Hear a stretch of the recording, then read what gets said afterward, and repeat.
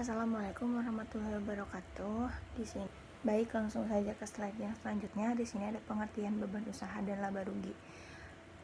Dari sini diartikan bahwa beban usaha itu adalah biaya yang dikeluarkan oleh perusahaan dalam rangka menghasilkan pendapatan. Sedangkan untuk laba rugi yaitu laporan keuangan yang menunjukkan perbedaan antara pendapatan dan beban usaha dalam perusahaan. Jadi pengertian beban usaha dan laba rugi ini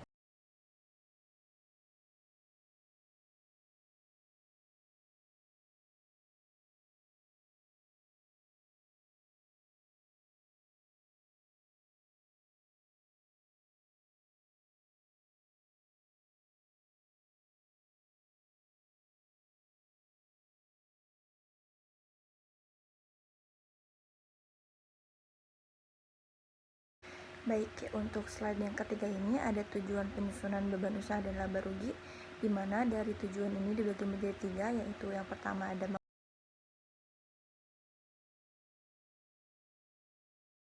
dari slide keempat ini ada komponen beban usaha, di mana pada komponen beban usaha ini dibagi menjadi 4 bagian.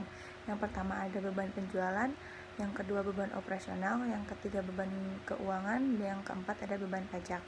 Di mana ada komponen laba rugi, di mana komponen laba rugi ini dibagi menjadi 3 bagian.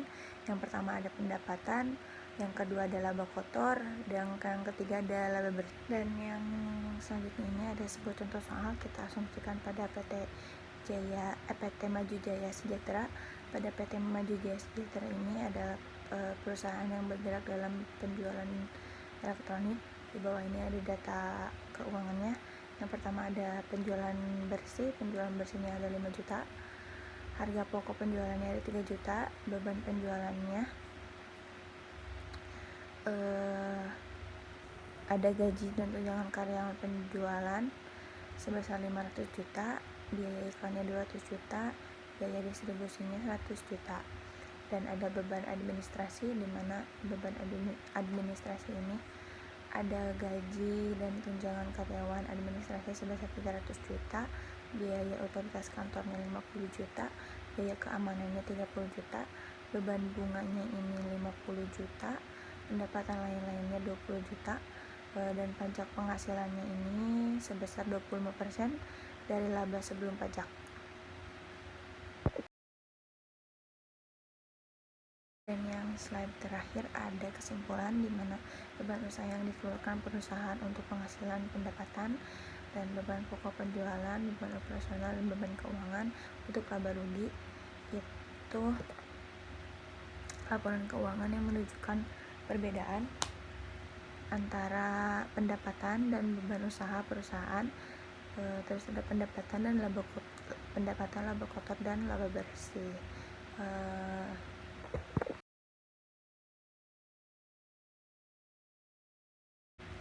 Mungkin cukup sekian pembahasan dari saya, kurang lebihnya mohon maaf. Wassalamualaikum warahmatullahi wabarakatuh.